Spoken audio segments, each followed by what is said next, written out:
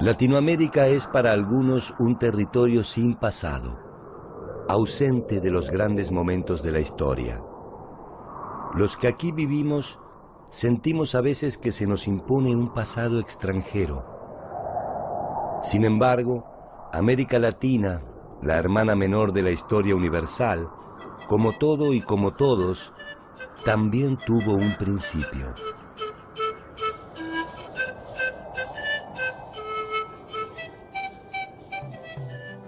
Cada pequeña señal, cada rastro, es una voz que viaja desde el pasado hasta nuestro tiempo y nos permite suponer un camino probable.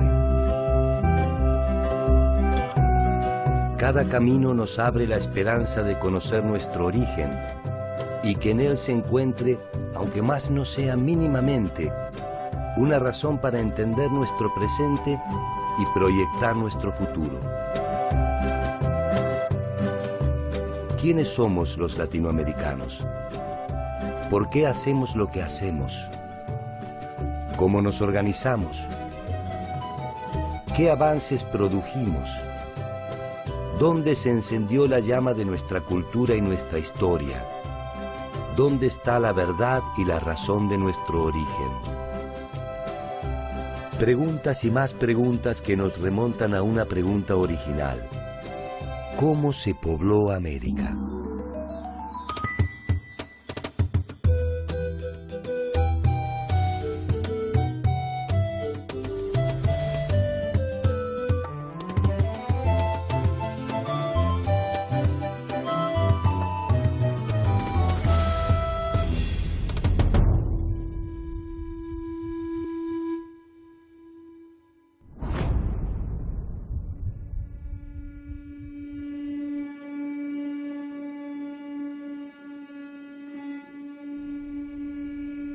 El esclarecimiento de la forma en la que se pobló América es un camino de la oscuridad hacia la luz. Cada dato arqueológico, cada resto fósil, cada impresión en la piedra podrán ser interpretados como una respuesta.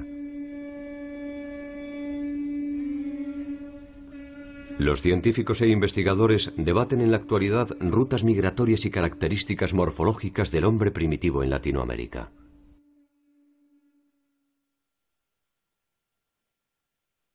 Aquel hombre originario que hoy es desenterrado tenía también la misma preocupación y ofreció su visión particular del poblamiento a través de sus relatos.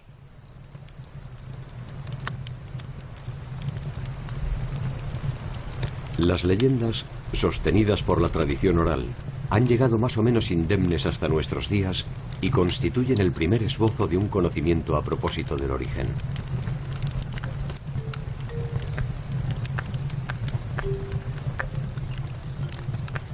Fue entonces que Madunda, el señor de todas las cosas, hizo a los hombres nuevos.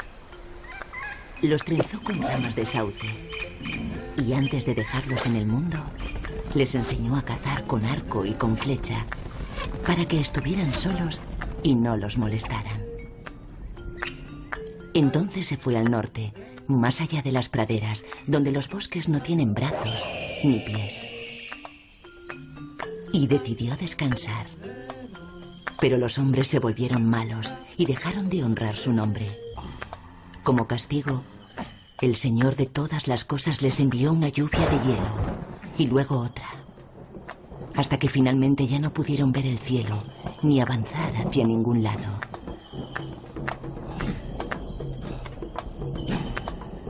Grande fue la tristeza de los hombres, que no tuvieron más remedio que volver a pensar en su Señor.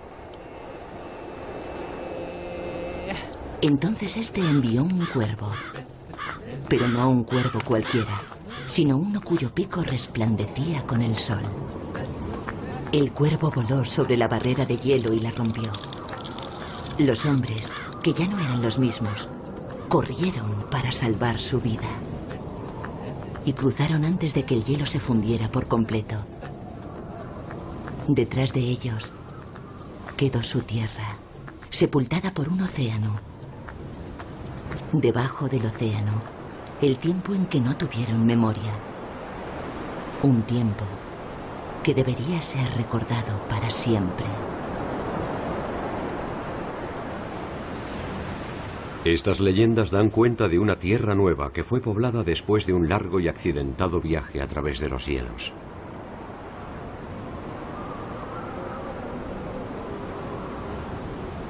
La glaciación fue un proceso de enfriamiento global que llegó a su grado máximo hace 20.000 años. La congelación de las aguas generó un avance de los hielos sobre gran parte del continente americano.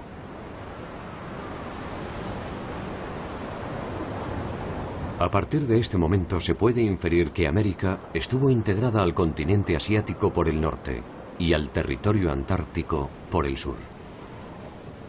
20.000 años atrás, el clima era extraordinariamente frío, fue el momento más frío de los últimos 150.000 años. Y por lo tanto se formó mucho hielo en los polos y en las montañas y el nivel del mar bajó 130 metros. Así que habían muchos lugares para poder caminar entre Asia y América, y Bering es la única comunicación posible con Asia. Cuando se produjeron los deshielos, los pasos que unían los continentes desaparecieron y la humanidad se dividió en dos mundos que se ignoraron mutuamente para reencontrarse, al menos oficialmente, hace algo más de 500 años. A ambos lados de ese puente de hielo el hombre tuvo la oportunidad de crear un mundo soñado.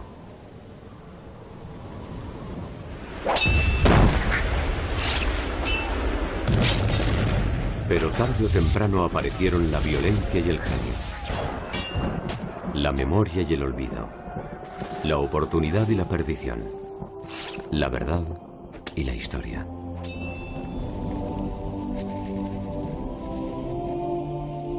El encuentro de europeos y americanos exigió teorías que dieran cuenta de la mutua ignorancia. Para los pueblos originarios, los españoles eran los dioses antiguos que habían anunciado que un día regresarían. Para los europeos, América era un nuevo paradigma, difícil de encuadrar entre sus verdades absolutas. Sus interpretaciones fueron tan arriesgadas como las autóctonas. Supervivientes de la Atlántida,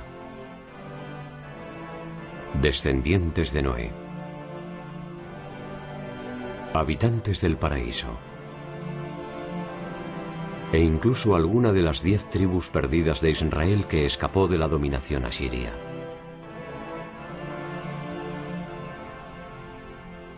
En todos los casos, fantasías que prefirieron ignorar las mitologías americanas.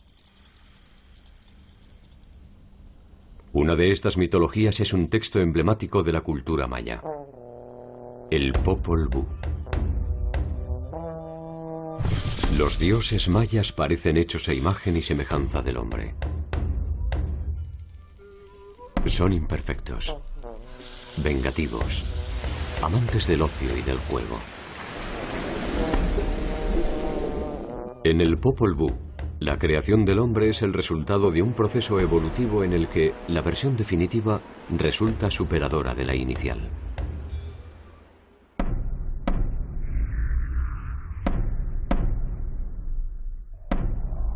De lodo hicieron la carne del hombre, pero vieron que no estaba bien, porque se deshacía. Entonces desbarataron y deshicieron su obra y su creación. Al instante fueron hechos los muñecos labrados de madera. Se parecían al hombre, hablaban como el hombre, pero no tenían alma, ni entendimiento. Enseguida fueron aniquilados, destruidos. Finalmente, de maíz amarillo y de maíz blanco se hizo su carne. De masa de maíz se hicieron los brazos y las piernas del hombre. Únicamente masa de maíz entró en la carne de nuestros padres. Los 4 hombres que fueron creados.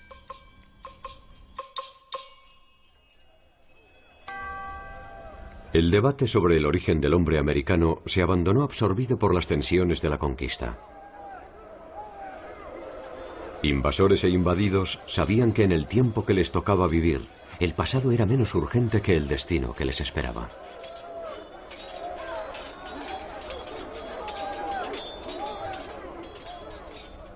La ciencia volvería a reavivar ese debate suspendido temporalmente. En los inicios del siglo XIX, el interés científico se concentró en inventariar todo aquello que estaba dentro del mundo.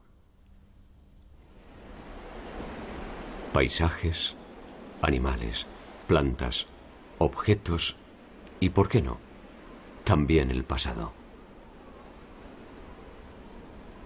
Es el tiempo de los relatos de viaje, los geógrafos y los naturalistas. Hacia 1832, Sudamérica recibe la visita de uno de ellos, Charles Darwin.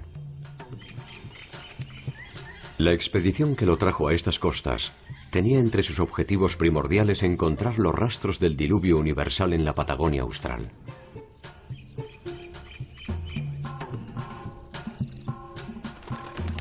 Poco había cambiado en el primitivo pensamiento del hombre que seguía aferrado a sus concepciones religiosas.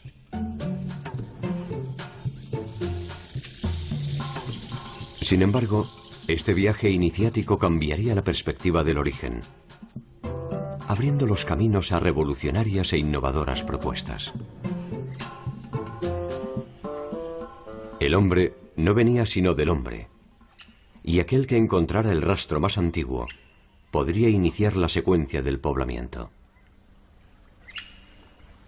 Uno de estos hallazgos sentaría las bases a partir de las cuales se comenzaría a discutir el poblamiento temprano.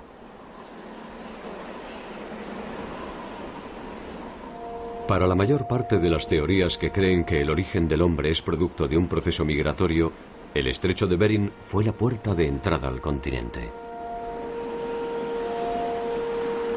Por allí habrían llegado los primeros grupos de cazadores-recolectores. Su existencia se confirma fundamentalmente por los hallazgos arqueológicos de Clovis y Folsom. Clovis es un sitio arqueológico que se encuentra en el estado de Nuevo México, en los Estados Unidos, que fecha cerca de 11.300 años atrás. Es un sitio caracterizado por un punta de proyectil muy especial, que muchos arqueólogos piensan que es la primera invención tecnológica de los americanos.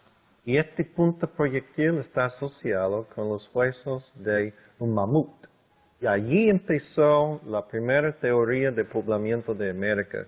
Y cuando se establece una teoría como así, todos los sitios arqueológicos encontrados después son comparados a este sitio y a este modelo.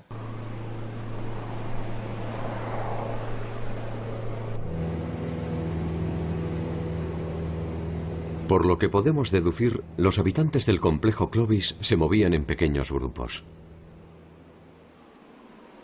Eran cazadores y recolectores de frutos silvestres. Sus presas principales eran el mamut, el bisonte y algunos animales menores como el ciervo y el caribú. Cuando alguna de las áreas de caza se agotaba, se desplazaban hacia el sur, lo que ha llevado a suponer que de esta manera, y a lo largo de miles de años, se realizó el poblamiento americano.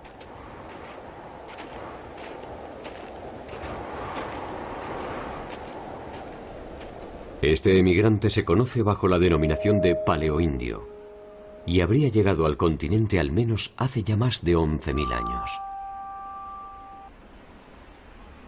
El complejo cultural Clovis no es solamente un sitio arqueológico. Es también la piedra angular de las teorías que se resisten a considerar la posibilidad de otras rutas u otros emigrantes. La primera teoría o modelo es lo más difícil para cambiar, porque está manejado por los expertos que definieron esta teoría. Entonces, como el primer modelo teórico, hay que comparar todo lo que sigue después contra el padre o la madre paradigmática, Clovis. Para Clovis, el paleoindio fue el protagonista excluyente de este proceso migratorio originado en el norte de América y que se fue extendiendo hacia el sur continental.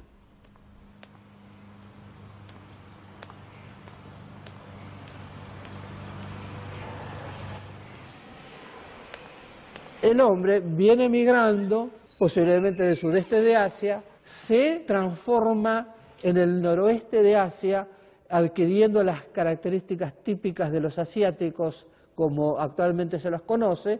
Pasan por el estrecho de Bering, estaban adaptados al frío, así que no les hubiera gustado mucho. Llegan hasta el extremo norte de América y de ahí van descendiendo. Y pueblan todo el continente hasta Tierra del Fuego.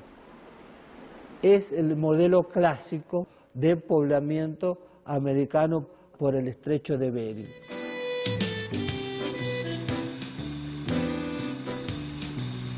Las teorías provenientes de los países centrales definían las hipótesis del poblamiento. Sin embargo, en la remota y todavía algo primitiva Buenos Aires, a finales del siglo XIX, Florentino Ameghino, paleontólogo y naturalista autodidacta, se animaba a desafiar este pensamiento.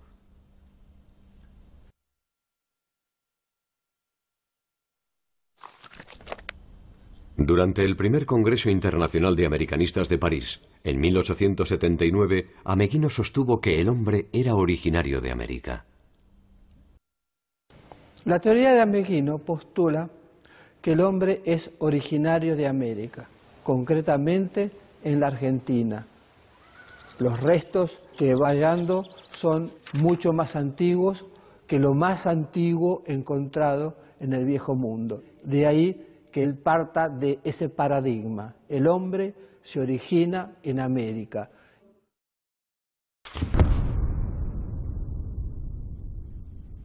La teoría produjo un breve cisma en el universo científico. No solo ponía en duda los trabajos producidos hasta el momento, también significaba que Latinoamérica investigaba y estaba en condiciones de producir conocimiento.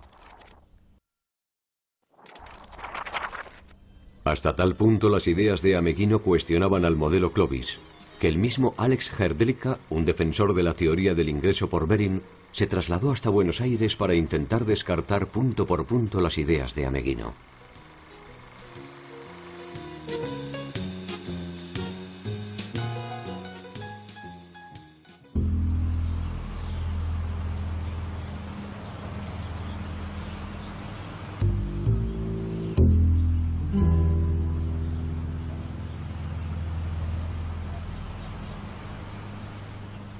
Ameghino había determinado la existencia de un antiguo eslabón en la cadena de la evolución, el Homo pampeus, quien por los indicios encontrados había convivido con megafauna extinta.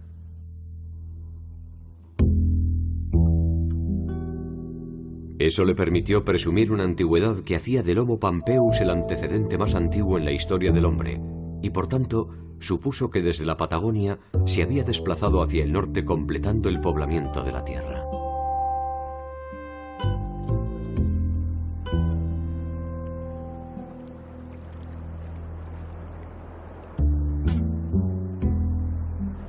Estamos en la barranca de Montehermoso, entre Pehuencoa y Punta Alta. Esta es una barranca famosa porque aquí estuvo en 1832 y 1833 Charles Darwin en su viaje alrededor del mundo con el Beagle. Y en 1910 estuvieron Florentino Ameghino y Alex Hrdlicka, y en este lugar fue donde tuvieron uno de sus principales debates.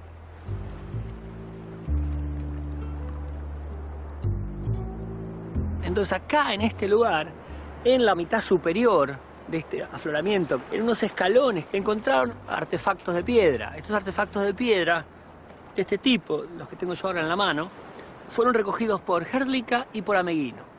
Ameghino pone en su nota: debo decir que he visto al señor Alex Hrdlicka recoger piedras y artefactos líticos similares a estos, pero no sé cuál es su interpretación, ni tampoco se le he preguntado. La interpretación de Hrdlicka fue diametralmente opuesta.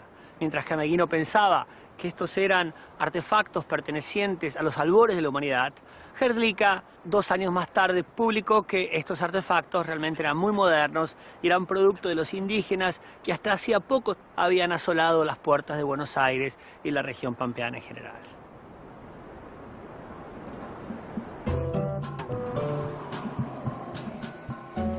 La reacción de la comunidad científica internacional fue clara y contundente.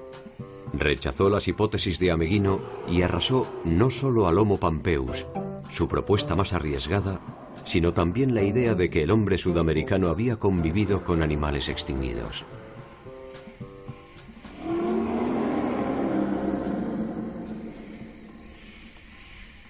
Sin embargo, en este caso, el tiempo demostraría que Ameghino tenía razón.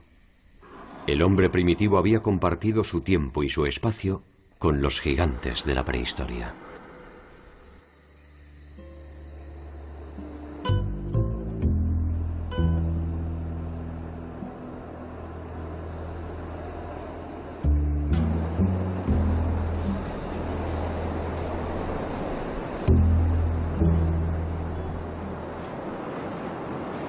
En el sitio de Pehuencogo están estudiando un yacimiento de pisadas fósiles de animales extinguidos, animales que tienen más de 10.000 años de antigüedad.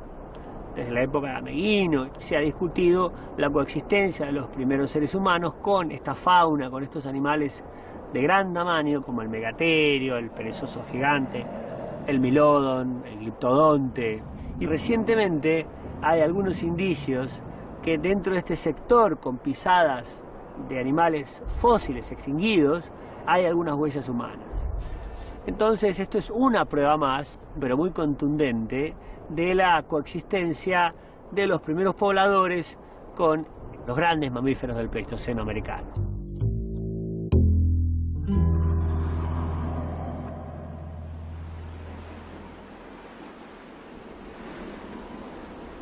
El modelo de migración terrestre propuesto por Clovis parecía indiscutible. Y nadie se atrevía a poner en duda que el paleoindio había sido el primer habitante de América.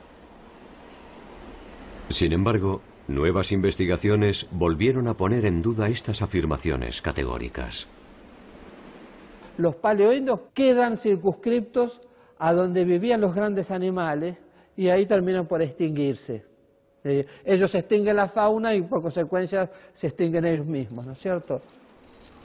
Si los paleoindios se extinguieron, ¿de dónde descienden entonces los pueblos de América?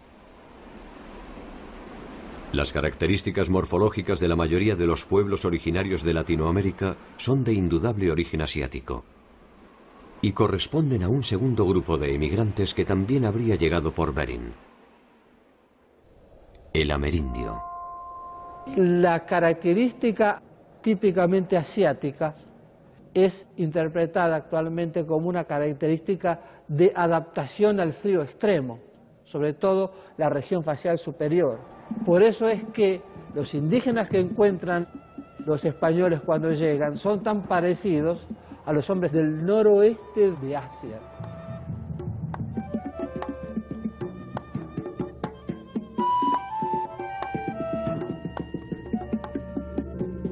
La existencia del amerindio viene a poner luz sobre el origen de la población latinoamericana actual, pero deja abierta la discusión acerca del primer habitante de Latinoamérica. Si los paleoindios llegaron por Bering hace 11.500 años, y más tarde lo hicieron los amerindios, ¿cómo puede explicarse que existan evidencias de pobladores de Sudamérica cuya antigüedad es mayor a los 12.000 años?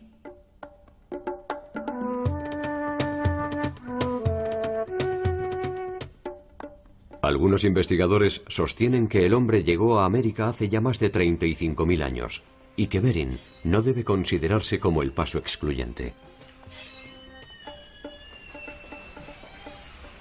Estas teorías se afirman en la hipótesis de un poblador temprano sustancialmente distinto, tanto de paleoindios como de amerindios: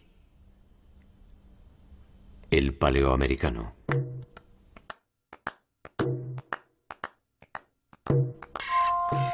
Aproximadamente a 40 kilómetros de Belo Horizonte, en Brasil, se encuentra el sitio arqueológico conocido como Lagoa Santa.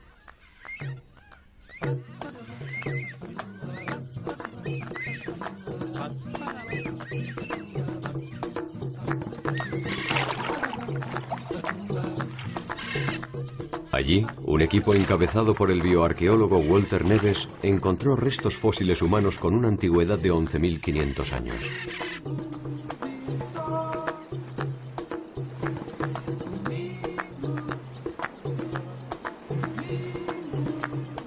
Este hallazgo permitió la reconstrucción morfológica de un hombre primitivo de características inéditas conocido como el cráneo de Lucía. Esse chapeuzinho. Esse chapeuzinho. Tanto paleoamericanos como amerindios presentan afinidades morfológicas con grupos asiáticos. El cráneo de Lucía, en cambio, posee una fisonomía que se corresponde con pueblos africanos o australianos. Se trata, según los investigadores, del paleoamericano, el primer habitante de Latinoamérica. La idea que aún prevalece es que el continente americano fue ocupado por poblaciones asiáticas muy similares a las poblaciones indígenas que tenemos hoy día. Pero Héctor Pucciarelli y yo, en fines de los años 80, demostramos que cuando se analiza la morfología del cráneo de los primeros americanos, se muestran muy distintos de la morfología de los indígenas actuales. O crânio está lá, a coluna está aqui, a bacia está aqui. Provavelmente essas pedras, se foi fletido, deve estar em cima do... El paleoamericano habría llegado al continente mucho antes que los grupos amerindios y paleoindios. Su suerte no fue distinta a la sufrida por los paleoindios. El paleoamericano también se habría extinguido. Pero lo importante es que tanto Lagoa Santa como otros cráneos menos famosos son los de mayor antigüedad, son los que nosotros llamamos paleoamericanos. Es el estrato más antiguo de pobladores americanos que se conoce. Nosotros empezamos a publicar nuestras ideas en el año 89 y por 10 años nuestras ideas fueron completamente ignoradas por la comunidad, digamos, científica internacional, sobre todo por la comunidad norteamericana, que es la comunidad que está más involucrada con la cuestión de la ocupación de América. Y en este sentido, el suceso mediático del cráneo de Lucía y su reconstitución facial forzó un poco la comunidad internacional a admitir que alguien en Sudamérica estaba proponiendo algo distinto. A diferencia de otros sitios arqueológicos que solo disponen de instrumentos de piedra, Lagoa Santa posee un conjunto de evidencias que lo convierten en un sitio decisivo para intentar comprender el poblamiento de América.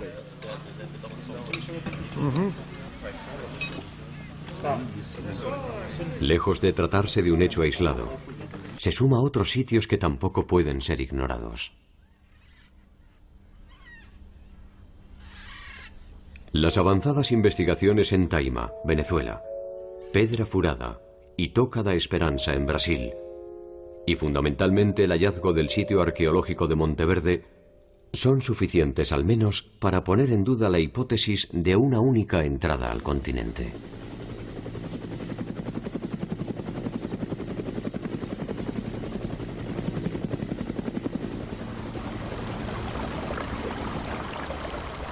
El hallazgo de Monteverde fue presentado por el profesor norteamericano Tom Dillehay de la Universidad de Kentucky y el geólogo chileno Mario Pino de la Universidad Austral. It's controversial, potentially, and you're changing people's ideas. And in this case, we're rewriting the first chapter of human history in the Americas. Monteverde está ubicado a 800 kilómetros al sur de Santiago de Chile. Posee dataciones de carbono 14 que certifican una antigüedad de más de 12.500 años, es decir, al menos 1.500 años antes de Clovis.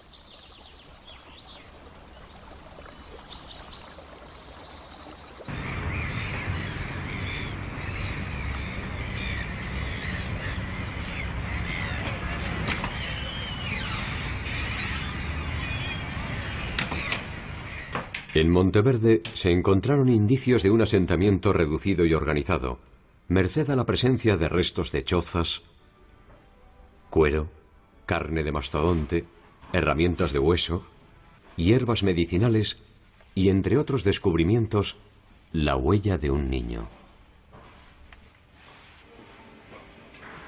En el sitio de Monteverde tenemos dos capas ocupacionales humanas. Lo más antiguo es una ocupación posible nomás. Se llama Monteverde I, que está fechando a 33.000 años atrás. No tenemos la evidencia científica dura para rechazar esta evidencia ni aceptarlo. Sin embargo, a los 12.500 años atrás se encuentra la capa de Monteverde II, que es muy conclusiva como evidencia científica dura. Y este es el sitio más temprano que es aceptado por los científicos a lo largo del Nuevo Mundo.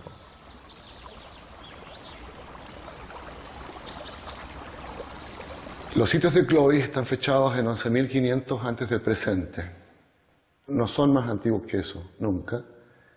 Ahí surge la disrupción con Monteverde, porque Monteverde tiene una fecha entre 12.500 y 13.000 antes del presente. Entonces muchas personas se preguntan, bueno, ¿qué tanta diferencia entre 11.500 y 12.500? Son solo 1.000 años. Pero la diferencia es latitudinal. Lo Clovis, cierto, original, está en Nuevo México. Y Monteverde está a los 41 grados sur, en Puerto Montt. Luego, si habían personas hace 12.500 años atrás en Monteverde, esas personas llegaron a América hace 20.000 años atrás por el estrecho de Bering. Y entre 20.000 y 11.500 sí hay una enorme diferencia. Erosionando bajo de una capa de turba. Yo creo que Monteverde está enseñándonos que tenemos que primero repensar nuestras teorías de quiénes son los primeros americanos. Las teorías de Dillehay se encontraron con fuertes resistencias, algunas de ellas no solo científicas. You're crazy. Don't do this at the outset of your career. The data must be bad, and so forth.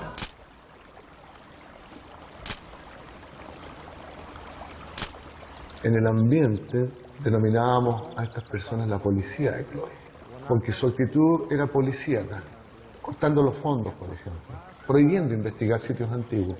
Y la policía de Clovis y sus asociados nunca escribió en una revista científica una crítica a Monteverde, sino que las críticas a Monteverde surgían de manera coloquial, en los pasillos de las universidades, de los congresos, originando un ruido que era muy molesto para la investigación. La historia de Ameghino se repitió casi medio siglo más tarde. Una comisión de expertos, entre los que se encontraban defensores del modelo Clovis, viajaron hasta Chile para analizar el sitio. A raíz de una idea del curador del Museo de Texas y con la ayuda de un millonario petrolero tejano con un mecenas, junta a 13 investigadores canadienses, norteamericanos y sudamericanos, algunos policía Clovis, algunos pro Monteverde, y hacen un viaje desde el laboratorio de Tom en Kentucky en esa época, vuelan en el avión privado de mecenas hasta Valdivia. En Valdivia ven toda la colección arqueológica de Monteverde y vamos con todos ellos a Puerto Montt y a Monteverde y hemos abierto previamente una excavación. Al término de esta excursión tienen que hacer una votación en voz alta y es una historia muy linda. En un pequeño bar en las cercanías de Puerto Montt la votación es unánime de que Monteverde es tan antiguo como lo pensamos siempre y es tan complejo como lo hemos mostrado.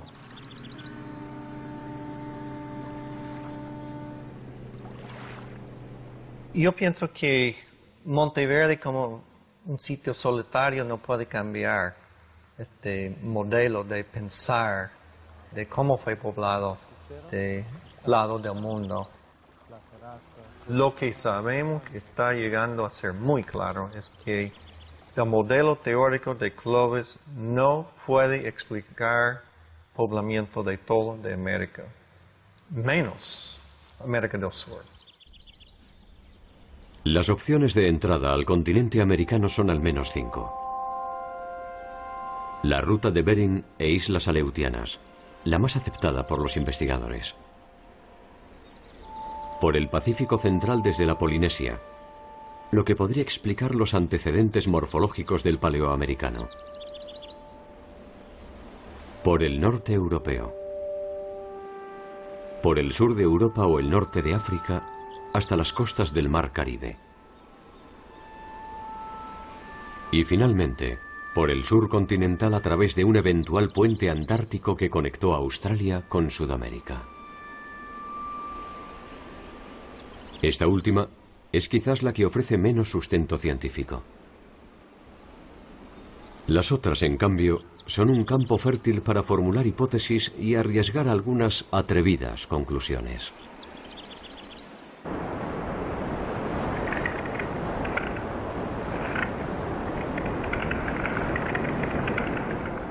La hipótesis de la entrada por Bering parece ser indiscutible. Los estudios dan por sentado que América y Asia estuvieron unidas y que la migración se produjo en forma escalonada a través de ese paso. Sin embargo, esta probabilidad no es suficiente para clausurar el estudio de otras posibilidades.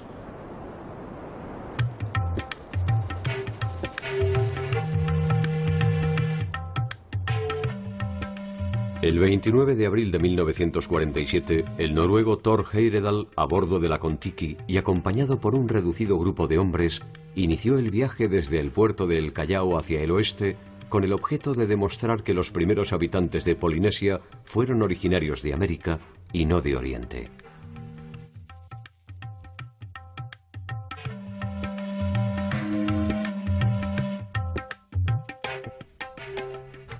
La balsa, construida con troncos del Ecuador, arribó unos meses después a la Polinesia.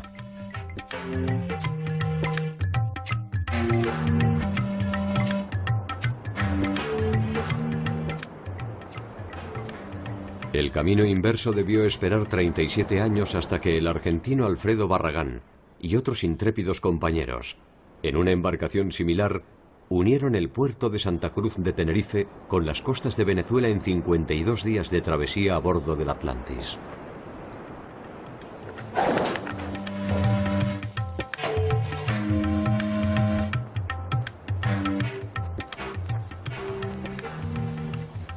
El objeto de la expedición fue demostrar la posibilidad de que los africanos pudieran haber arribado a la América Central, donde aún perduraría su posible influencia, eternizada en las monumentales cabezas olmecas.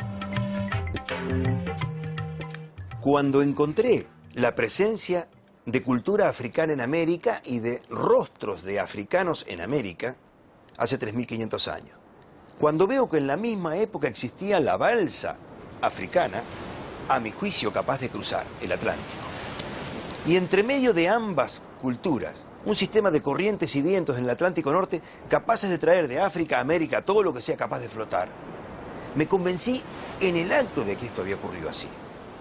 Que viajé a México en el año 81 y expuse en ámbitos científicos mi teoría, mi idea de que las cabezas colosales olmecas representan a hombres de raza negra que habrían venido de África de este modo.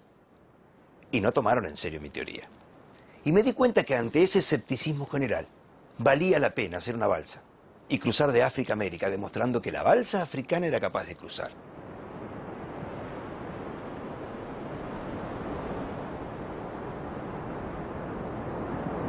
Atlantis es una copia fiel de la balsa africana de hace 35 siglos. No tiene ningún elemento metálico en la construcción. Tiene un cuerpo compuesto por 9 troncos de madera balsa. Son troncos sumamente livianos, de muy poco peso específico y gran flotabilidad. Un mástil de doble pata, una B corta invertida, madera muy recta, muy dura. Usamos 6 kilómetros de cuerdas vegetales para amarrarla. Ni un solo clavo en la construcción. Y realmente funcionó fantástico.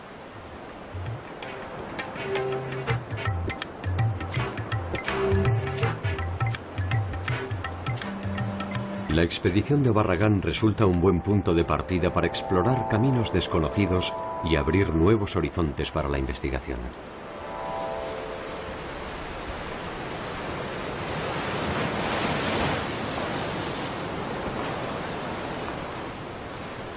Los investigadores albergan dudas acerca de la posibilidad de cruzar el Pacífico en las balsas primitivas de los pueblos costeros, que se siguen construyendo hoy como hace miles de años.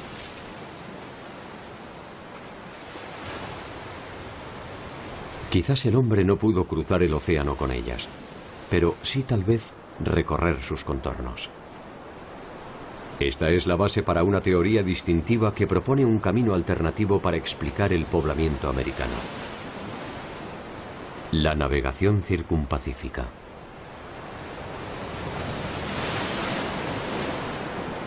Esta hipótesis podría explicar las evidencias de asentamientos tempranos en Sudamérica.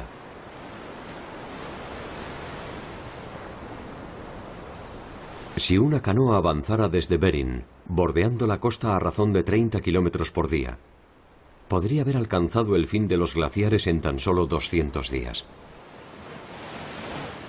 500 días le hubiesen bastado para alcanzar la isla de Tierra del Fuego, al extremo sur del continente americano.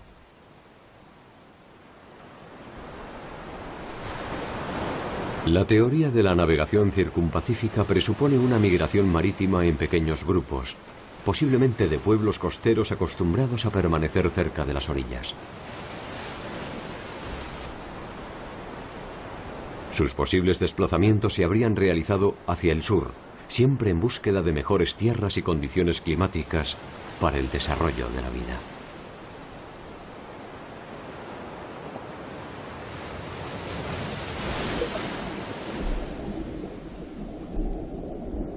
Una de las dificultades primordiales de esta teoría es el encuentro de indicios. El territorio costero de entonces se encuentra en la actualidad bajo las aguas, y difícilmente pueden haber conservado indicios de algo tan tenue como el paso del hombre.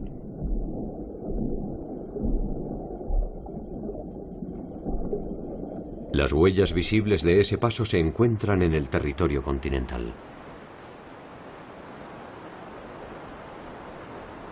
Estamos en el sitio que se llama Montehermoso. Este es un sitio arqueológico que está a orillas del mar, muy cerca del balneario de Montehermoso. Este sitio que tiene un tipo de registro excepcional, y es que aquí se encuentra la impronta de pisadas humanas, en las orillas de una antigua laguna.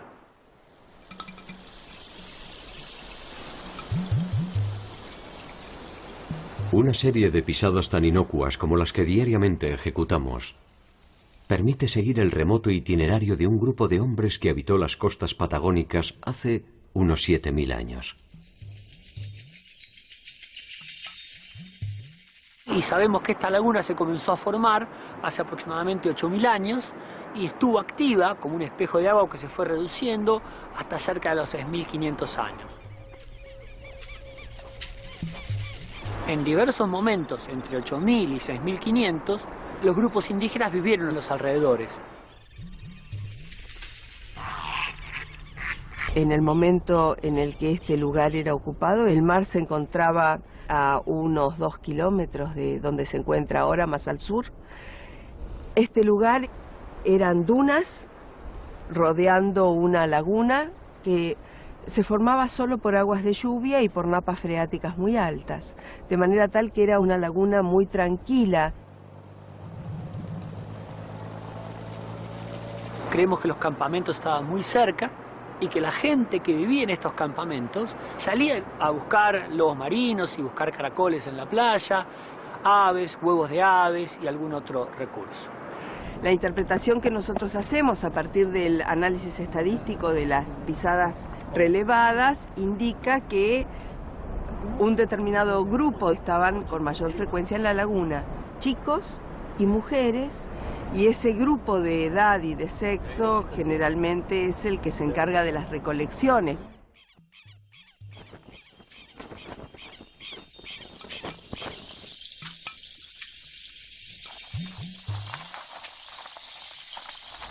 Por otro lado, otra parte del grupo, sobre todo los hombres, estaban en las márgenes del mar del momento, capturando lobo marino.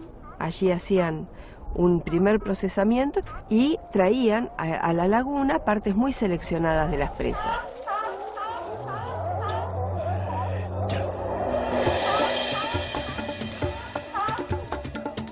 Esta gente vivían básicamente de la caza, de animales silvestres, de la recolección, y no tenían ningún tipo de agricultura ni animal domesticado, con excepción probablemente del perro, aunque no hemos encontrado en este lugar ninguna evidencia directa de que tuvieran perro.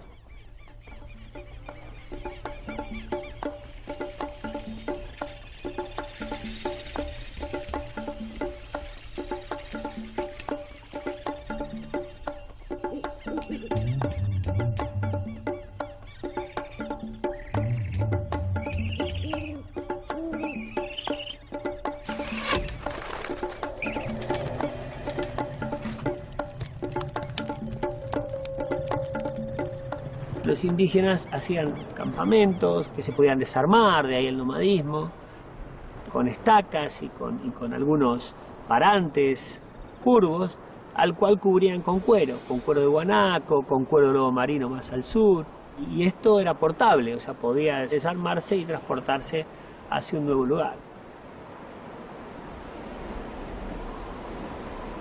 Probablemente se desplazaban a medida que agotaban los recursos para su subsistencia.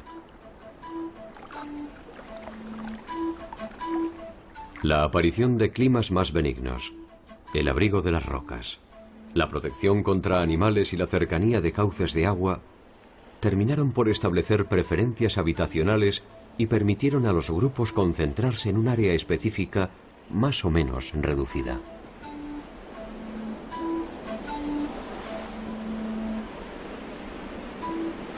A partir de esta relativa estabilidad, el hombre comienza a comprobar ciertas recurrencias climáticas que le permiten establecer ciclos. Estos ciclos derivarán en los primeros avances sobre el control de los recursos naturales y el aprovechamiento integral de sus frutos.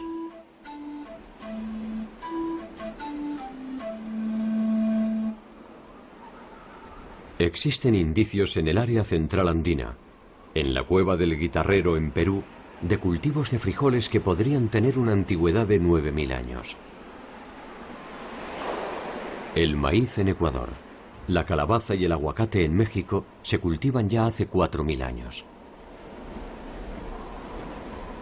La quinoa y la papa en Bolivia constituyen los primeros indicios de una actividad agraria y confirman el lento paso de una economía de caza y recolección hacia una sustentada en asentamientos permanentes que se habría producido entre 3000 y 6000 años atrás.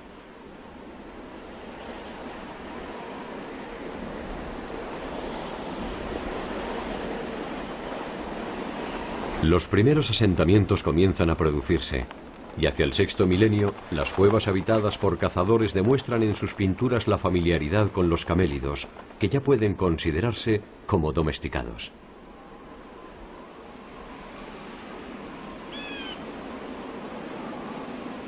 Las novedosas condiciones de la subsistencia en lugares más o menos estables permitieron la aparición de una nueva abundancia: el tiempo. Tal vez como simples manifestaciones de un ocio incipiente, tal vez como una breve crónica de la jornada, quizás como un juego o un primer esbozo de la historia, aparecen las primeras pinturas rupestres.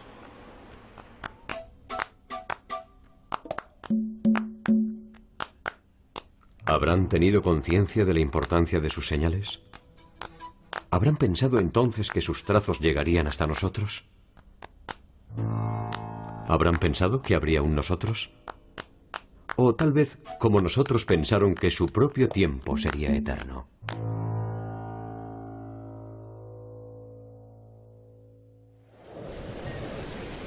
Aquel hombre que habría llegado por Bering hace 35.000 años consumió al menos 25.000 para establecerse en la nueva geografía. Los milenios futuros producirían transformaciones inimaginables. Lo que es decididamente indudable es que a ambos lados de Bering, en algún momento de la historia, el desarrollo de la humanidad fue hipotéticamente similar.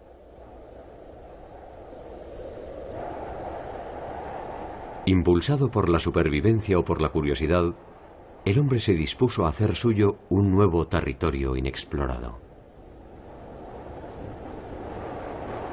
A cada extremo de esta pared, el hombre experimentó desde las primeras formas de agrupación familiar y grupal hasta las más complejas formas de organización.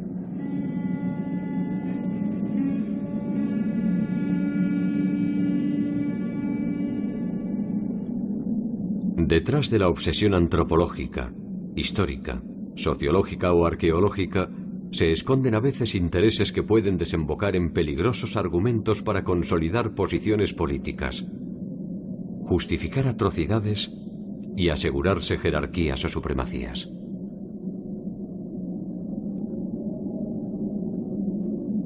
Para algunos, ser los primeros es también ser los mejores.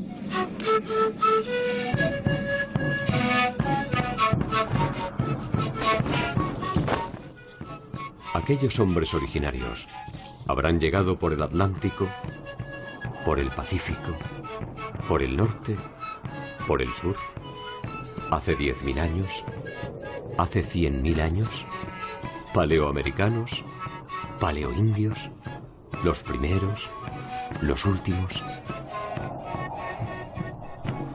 La ciencia en su hambre vital encontrará tarde o temprano las respuestas. Sabrá cuándo y de dónde llegaron. Se podrá aventurar quiénes eran. Ese día, de alguna forma, será un día como todos los demás, en el que aún tendremos pendiente un enigma inquietante. ¿Hasta dónde se llegará? ¿Quiénes y cuántos serán los que alcanzarán el final de este largo camino de incertidumbres?